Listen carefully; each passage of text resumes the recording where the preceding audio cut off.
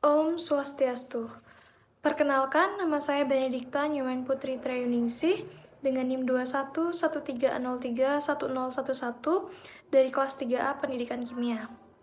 Jadi, pada mata kuliah Telaah Kimia SMA 1 ini, saya akan membahas mengenai LKM 1 yang berisi 15 soal. Nah, langsung saja pada soal yang pertama, yaitu pada LKM soal nomor 16. Perhatikan reaksi kesetimbangan hipotetis berikut ini. A plus 2B menjadi 3C plus D. Sebanyak 5 mol A dan 3 mol B ditempatkan dalam suatu wadah dan kemudian didiamkan. Setelah terjadi kesetimbangan, ternyata terdapat 1 mol B. Nah, pertanyaannya yaitu berapa jumlah mol A, C, dan D pada kesetimbangan. Langkah pertama yang harus kita lakukan yaitu membuat tabel MRS. Seperti yang kita bisa lihat bersama, kita harus membuat reaksi yang terlebih dahulu, yaitu ada A plus 2B menjadi 3C plus D. Kemudian kita lihat apa saja yang diketahui. Yang pertama yaitu ada 5 mol A dan 3 mol B. Kemudian pada setimbang itu ada 1 mol B. Selanjutnya kita akan mencari jumlah mol reaksi. Itu kita berangkat dari jumlah mol yang diketahui paling banyak, yaitu pada reaksi B. Itu ada 3 dan 1. Untuk mencari R-nya, kita bisa dikurangi saja. 3 dikurangi 1 sama dengan 2. Kemudian untuk mencari jumlah mol A, itu bisa kita dapatkan melalui jumlah mol pada B, 2, dibagi dengan koefisien B, yaitu 2 dibagi 2, dikali dengan jumlah koefisien A, yaitu 1. Sehingga jumlah mol reaksi dari A yaitu 1. Kemudian sama untuk di C, 1 dibagi 1 menjadi 1 dibagi 1 dikali 3 menjadi 3. Dan 1 dibagi 1 dikali 1 menjadi 1. Kemudian kita akan mencari jumlah mol pada keadaan setimbang. Kita bisa kurangi saja, 5 kurang 1 yaitu 4. Kemudian untuk C bisa langsung menjadi 3, dan D bisa menjadi 1. Sehingga jumlah mol A, C, dan D itu 4,0, 3,0, dan 1,0. Selanjutnya yaitu soal nomor 2 pada LKM soal nomor 17. Senyawa aktif dalam aspirin adalah asam asetil salisilat, HC9H7O4. Ia mempunyai nilai tetapan kesetimbangan asam Ka 3,3 kali 10 pangkat minus 4. Agar larutan mempunyai pH 3,0, maka perbandingan konsentrasi ion asetil salisilat terhadap asam asetil salisilat dalam larutan haruslah sama dengan. Nah, perlu diingat, jika yang ditanyakan yaitu konsentrasi ion terhadap asam, itu berarti merupakan ciri-ciri larutan penyangga. Nah, karena ini asam berarti larutan penyangga asam. Nah, langsung saja yaitu konsentrasi H+ sama dengan Ka kali asamnya yaitu HC9H7O4 dibagi dengan ionnya C9H7O4-. Kemudian karena pH-nya 3,0 berarti konsentrasi H+-nya menjadi 10 pangkat minus 3. Sama dengan Ka-nya kita langsung masukkan 3,3 kali 10 pangkat minus 4 dikali dengan asam per ionnya. Kemudian ditanyakan di sini yaitu perbandingannya. Jadi kita langsung saja yang ditanya itu ion per asamnya. Nah, sama dengannya itu dikali silang 3,3 kali 10 pangkat minus 4 dibagi 10 pangkat minus 3. Sehingga hasilnya yaitu 0,33. Selanjutnya yaitu soal nomor 3 pada LKM soal nomor 18. Larutan FeNO3 3 kali dielektrolisis dengan elektroda platina hingga diperoleh endapan besi seberat 24,2 gram. Pada elektrolisis ini, volume gas yang dihasilkan pada suhu 0 derajat Celcius, tekanan 1 atmosfer adalah. Jadi langkah pertama yang dilakukan yaitu melakukan reaksi ionisasi dari FeNO3 menjadi Fe3+ plus 3NO3-. Selanjutnya kita lakukan reduksi dan oksidasi, bisa kita lihat pada slide. Selanjutnya yaitu kita mencari mol dari Fe. Itu didapatkan dari yang sudah diketahui berat besinya. Endapan besinya 24,2 gram dibagi dengan AR dari Fe, yaitu 55,85 gram per mol, sehingga didapatkan hasil 0,4333 mol. Selanjutnya kita akan mencari 3 elektronnya itu. Kita bisa kali dari mol Fe dikali dengan 3, sehingga 1,29 mol. Kemudian di bawahnya 4E itu sama juga dengan elektron yang lainnya, yaitu 1,29 mol. Selanjutnya kita akan mencari O2-nya. Diambil dari mol Fe, seperempat mol Fe, menjadi 0,3225. Baru setelah itu kita akan mencari volume dari gasnya. Itu dengan mengkali saja 0,3225 dikali dengan 22,4 liter, sehingga didapatkan hasil 7,224 atau 7,626 liter. Soal berikutnya yaitu soal nomor 4 pada LKM soal nomor 19. Hasil kali kelarutan MgF2 dalam air murni adalah 7,4 kali 10 pangkat minus 11. Kelarutan MgF2 dalam larutan NaF 0,1 molar adalah. Nah, langkah pertama yang harus kita lakukan yaitu melakukan ionisasi terhadap MgF2 dan NaF, sehingga menjadi Mg2 plus 2F-, dimana kita umpamakan menjadi S, dan 2S sesuai dengan koefisiennya. Kemudian NaF menjadi Na plus F-. Nah, karena 0,1 sehingga disamakan semuanya 0,1. Nah, di sini terdapat dua sumber F, yaitu dari 2F- dan F-. Nah, keduanya ini dinamakan ion senama yang nantinya akan memperkecil kelarutan. Selanjutnya ditanyakan yaitu kelarutannya dari MgF2, sehingga KSP MgF2 yaitu konsentrasi Mg2 plus dikali dengan konsentrasi F- pangkat 2. Langsung dimasukkan saja, sama dengan S dikali dengan 2S, karena ada dua sumber, 2S plus 0,1 kuadrat. Nah, karena 2S di sini itu kelarutannya sangat kecil dan lebih kecil dibandingkan 0,1, maka bisa dicoret sehingga bisa diturunkan menjadi 0,1 kuadrat. Sehingga S yang diperoleh yaitu 7,4 kali 10 pangkat minus 9.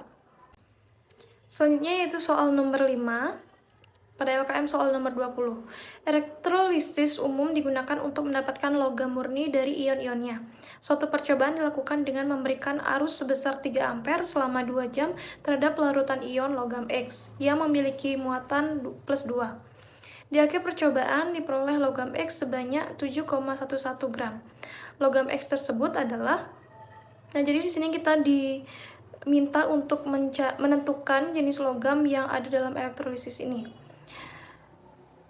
Nah, untuk menentukan jenis logamnya, kita harus mengetahui massa dari logam tersebut. Nah, ini rumusnya massa per mol, karena massa sudah diketahui dan mol belum, jadi kita berangkat dari mol.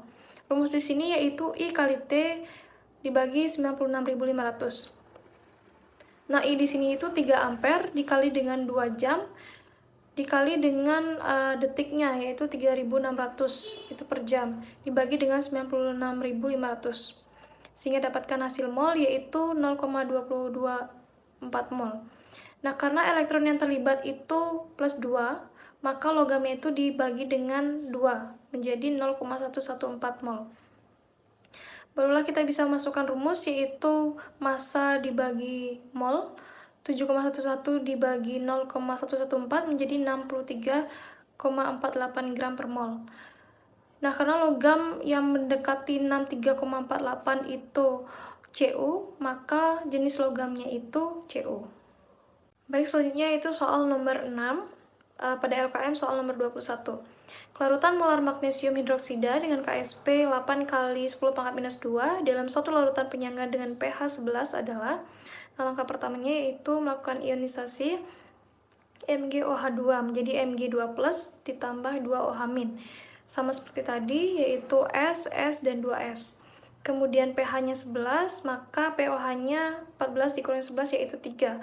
sehingga konsentrasi OH-nya yaitu 10 pangkat minus 3 molar. Selanjutnya kita mencari kelarutan molarnya dengan rumus konsentrasi Mg2+ dikali konsentrasi OH- pangkat 2. Kita masukkan yang sudah diketahui dikali dengan sama dengan S dikali dengan dua sumber itu 2S ditambah 10 pangkat minus 3 pangkat 2 sehingga S-nya yaitu 8 kali 10 pangkat minus 6. Baik, selanjutnya itu soal nomor 7 LKM soal nomor 22. Tata nama yang paling tepat untuk senyawa organik berikut adalah, langkah pertamanya yaitu kita menentukan rantainya. Ada 4, 1, 2, 3, 4, bisa kita lihat bersama. Kemudian karena 4 yaitu butana.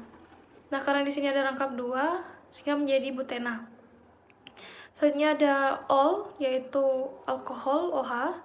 Kemudian ada siklo. Siklonya di sini jumlahnya ada 6, jadi sikloheksil.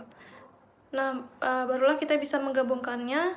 Ada sikloheksilnya itu ada di rantai pertama, kemudian ditambahkan dengan butena, but saja, kemudian ena-nya ada di rantai nomor 2, dan ol-nya ada di rantai nomor 1. Kemudian kita menentukan cis atau trans. Trans itu lambangnya E dan cis itu lambangnya Z. Nah, kita bisa mengetahui bahwa trans itu gugusnya itu posisinya itu berhadapan. Trans itu gugus fungsinya berlawanan dan cis itu gugus fungsinya berhadapan. Nah, kita bisa lihat di sini ada yang ke atas dan ke bawah. Maka untuk senyawa ini itu termasuk trans, yaitu E. Sehingga E 1 sikloheksil but 2N 1 ol. Baik, selanjutnya itu soal nomor 8, LKM soal nomor 23. Urutan keasaman senyawa turunan asam asetat berikut mulai dari yang paling asam adalah, nah, kita bisa melihat kuatnya asam, sifat asam itu dari substituen yang memiliki elektronegativitas yang paling tinggi. Karena nantinya ada gaya induksi atau tarik-menarik, karena semakin kuat gaya tarik-menarik, semakin besar, maka semakin asamnya itu semakin kuat, paling asam. Nah, kita bisa melihat ketiga poin ini, kita bisa bandingkan. Untuk poin pertama itu ada O dan H, kemudian yang kedua itu ada Br, dan yang ketiga itu ada H. Nah, kita bisa lihat bahwa elektronegativitas yang paling besar itu ada pada oksigen, poin pertama, dan Br, poin kedua. Akan tetapi pada poin pertama itu, O tidak hanya menarik C saja, tetapi ia menarik H, sehingga yang elektronegativitasnya paling besar yaitu Br. Nah, maka urutannya yaitu 2 Br, kemudian 1 O, dan yang terakhir yang ketiga. Baik, berikutnya itu soal nomor 9 pada LKM soal nomor 24. Di antara oksidator di bawah ini yang paling sesuai digunakan untuk mengoksidasi senyawa propena menjadi 1,2 propanadiol adalah, nah, langkah pertama yang harus kita lakukan yaitu mengecek satu persatu. Nah, yang pertama yaitu ada KMnO4 dingin. Perlu diketahui bahwa KMnO4 ini merupakan oksidator yang kuat, sehingga dalam melakukan proses oksidasi itu tidak perlu dibantu dengan adanya pemanasan. Karena pada suhu rendah pun ia bisa membantu untuk melakukan proses oksidasi. Nah, di sini kita bisa tulis yang pertama yaitu propenanya CH3CH2, kemudian KMnO4 dengan suhu yang dingin. Nah, proses ini nantinya akan menghasilkan diol, yaitu 1,2 propanadiol, seperti yang ditampilkan dalam slide. Kemudian yang kedua, yaitu KMnO4 panas. Nah, bagaimana bila menggunakan suhu yang panas? Nah, jika dilakukan dengan pemanasan, itu justru akan menghasilkan senyawa aldehid, sehingga yang kedua ini tidak bisa. Kemudian yang ketiga yaitu ozon. Nah, kembali kita tulis propenanya CH3CH, CH2 ditambahkan dengan O3. Nah, maka akan membentuk senyawa propen ozonate seperti yang tertampil dalam slide. Nah, sehingga ozon ini tidak dapat menghasilkan 1,2 propanadiol. Yang keempat yaitu OSO4. Nah, senyawa ini memiliki karakter yang sama dengan KMNO4 dalam keadaan standar, sehingga tidak perlu dibantu dengan adanya pemanasan. Sehingga jawaban yang tepat yaitu nomor 1 dan nomor 4. Berikutnya yaitu soal nomor 10 pada LKM soal nomor 25.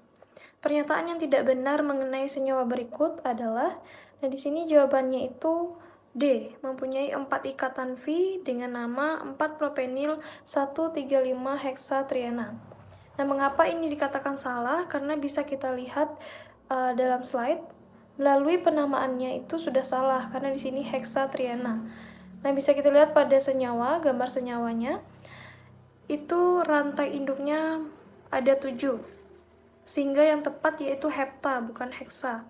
Akan tetapi di sini ikatan V-nya itu sudah benar karena terdapat pada ikatan rangkap 2 atau double bond. Akan tetapi penamaannya salah, sehingga jawaban yang benar yaitu D. Baik, selanjutnya yaitu nomor 11 pada LKM soal nomor 26. Toluena dapat mengalami reaksi substitusi elektrofilik. Di antara kelima reaksi di bawah ini, yang akan menghasilkan produk pada posisi orto dan para toluena adalah, nah cara cepat yang dilakukan untuk mencari substitusi elektrofilik adalah dengan mencari mana yang merupakan elektrofil. Seperti yang dikatakan asam Lewis, yaitu akseptor pasangan elektron. Kita lihat yang pertama yaitu CH3-MgBr. Nah, ini merupakan bertindak sebagai nukleofil karena memiliki pasangan elektron, yaitu 2 pasangan elektron. Kemudian yang B, yaitu CH3COL, ini melepaskan Cl menjadi CH3CO+. Nah, CH3CO+ inilah yang merupakan substitusi elektrofilik. Yang C, yaitu ZnHg, itu biasanya digunakan untuk reduksi. Kemudian yang ke D, yaitu H2N. NH2 itu memiliki pasangan elektron, sehingga itu bersifat sebagai nukleofil. Yang terakhir yaitu KMNO4. Nah, ini biasanya dilakukan untuk mengoksidasi lebih lanjut, sehingga jawaban yang tepat yaitu B. Baik, selanjutnya yaitu soal nomor 12 pada LKM soal nomor 27. Di antara reaksi di bawah ini yang dapat digunakan untuk membedakan antara fenol dan asam benzoat adalah, nah langkah pertama yang kita lakukan itu menentukan sifat dari kedua senyawa ini. Fenol yaitu asam lemah dan asam benzoat yaitu asam lemah. Akan tetapi fenol ini bersifat kurang asam dibandingkan dengan asam karboksilat. Nah, untuk membedakan kedua senyawa ini, maka direaksikan dengan basa, sehingga fenol ini tidak bereaksi dengan NaHCO3 dan tidak membentuk air. Sementara asam karboksilat itu dapat bereaksi dengan NaHCO3, membentuk garam, air, dan menghasilkan gelembung gas CO2. Sehingga jawaban yang tepat yaitu jawaban nomor E. Berikutnya yaitu soal nomor 13 pada LKM soal nomor 28. Reaksi 1 dan 2 yang paling tepat digunakan pada tahapan reaksi di bawah ini. Nah, tahap pertama yang kita lakukan yaitu menentukan. Nah, di sini sudah terlihat, yaitu pada bagian tengah itu bernama sianohidrin, kemudian hasilnya yaitu asam laktat. Nah, sianohidrin apabila menjadi asam laktat itu harus melalui proses hidrolisis dengan menggunakan H2O dan H+. Nah, dengan ini kita bisa langsung menemukan yaitu pada option C di bagian Romoid 2-nya yaitu H+ dan H2O. Sehingga jawaban yang tepat yaitu C. Baik, selanjutnya yaitu soal nomor 14 pada LKM soal nomor 29. Senyawa trikloretena banyak dipakai sebagai bahan pembersih. Di antara reaksi berikut yang ketika bereaksi dengan trikloretena dapat menghasilkan senyawa yang mempunyai satu atom karbon yang asimetris adalah, nah asimetris di sini artinya itu C-chiral. C-chiral adalah atom yang mengikat 4 atom yang berbeda. Nah, di sini yang pertama kita lakukan yaitu menggambarkan senyawa trikloretena. Kemudian untuk mencari C-chiral itu kita harus memecahnya menjadi ikatan tunggal. Di sini kita menggunakan Br2 sehingga C di sini menjadi asimetris, yaitu mengikat 4 atom yang berbeda, sehingga jawaban yang benar yaitu A, Br2. Baik, untuk selanjutnya itu soal terakhir, soal nomor 15, pada LKM soal nomor 30. Di antara reaksi berikut yang paling tepat untuk mensintesis etana dari etil alkohol, seperti pada tahapan reaksi berikut adalah, nah, yang pertama yang bisa kita lihat langsung yaitu untuk mengubah CH3CH2Cl menjadi CH3CH2MgCl, yaitu dengan menambahkan Mg pada reaksi 2. Selanjutnya yaitu untuk mengubah reaksi tersebut menjadi etana, itu dengan menambahkan H2O dan H+, yaitu melalui reaksi hidrolisis asam. Sehingga menjadi reaksi di bawah, paling bawah, yaitu dipecah menjadi CH3, CH3 plus MgOHCl. Selanjutnya yaitu pada reaksi pertama itu menambahkan SOCl2 untuk memecah OH menjadi HCl. Sehingga jawaban yang tepat yaitu A, SOCl2, Mg, H2O, dan H+. Baik, sekian pembahasan soal dari LKM 1 pada mata kuliah Telaah Kimia SMA 1. Saya mohon maaf apabila ada kesalahan dan tutur kata. Saya tutup dengan Paramasanti. Om Santi Santi Santi Om.